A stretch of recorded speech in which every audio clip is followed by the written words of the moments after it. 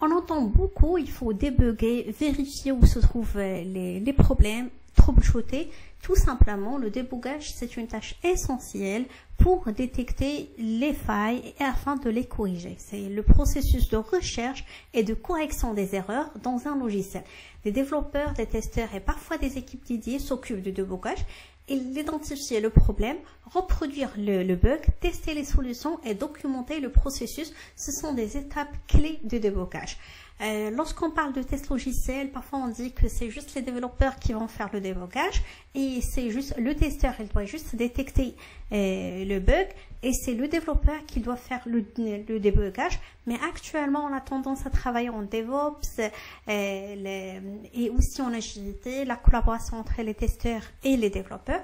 Du coup, si le testeur il a des pistes pour savoir d'où vient l'anomalie, bien sûr, il peut débugger et aider le développeur à checker, savoir d'où vient l'anomalie.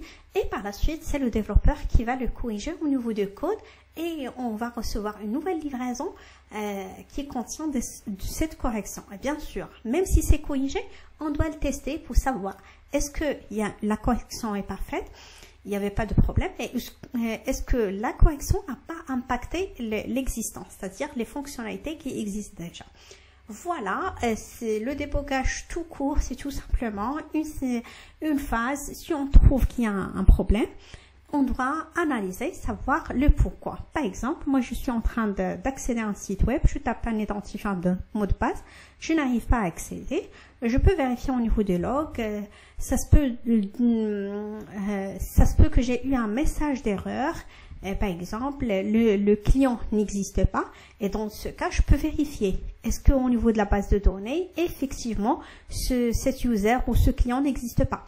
Si c'est le cas, ça peut effectivement que c'est mes jeux de données qui ont été écrasés par un autre testeur, ou ça se peut que notre application, tout simplement, il n'arrive pas à joindre la base de données. Et c'est pour cela il m'affiche que comme quoi il ne trouve pas cet utilisateur. Et dans ce cas, on peut informer les développeurs qu'il y a un problème de communication entre le portail et la base de données.